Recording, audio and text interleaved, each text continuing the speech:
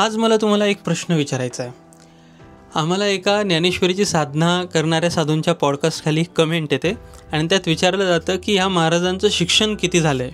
खरंच आध्यात्मिक क्षेत्रात शालेय शिक्षणाची किती आवश्यकता आहे? आपण कधी विचार केला आहे का की इतिहासातील संत, योगी, ऋषी, माऊली, ज्ञानोबराय, तुकोबराय, निवृत्ती महाराज, नामदेव महाराज या सर्वांची क्रेडिबिलिटी आपण त्यांच्या शालेय शिक्षणावरून तपासली का? मी असं नाही म्हणत की शालेय शिक्षण गरजेचं नाही आहे। ऑब्व्हियसली शालेय शिक्षण फार गरजेचं आहे। मात्र आजकाल फक्त साधूचे कपडे घालून इंग्लिश बोलत आहे किंवा IITN आहे म्हणून आपण त्यांना डोक्यावर चढवून घेतो। मात्र एखादा जर साधू अडाणी असला, त्याचे शब्द जर साधे असले तर त्यांना आपण तितकंसं महत्त्व देत नाही।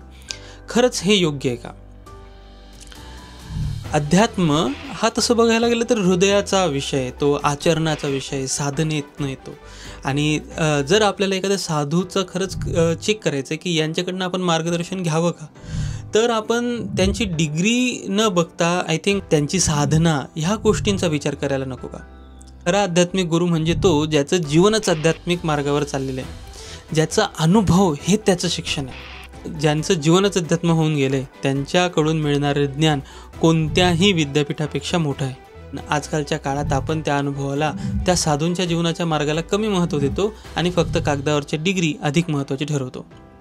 कारण आजची पिढी एक विचित्र समजूत घेऊन बसलेली आहे। शिक्षण म्हणजे फक्त शाळेतील पुस्तकं, पण खरं आध्यात्मिक ज्ञान ना ते पुस्तकात पूर्णपणे लिहिलेलं आहे, ना ते परीक्षेत लिहून दाखवता येतं, ना त्याला मार्क्स लागतात। अध्यात्म अनुभवातून आणि साधनेतून कळतं।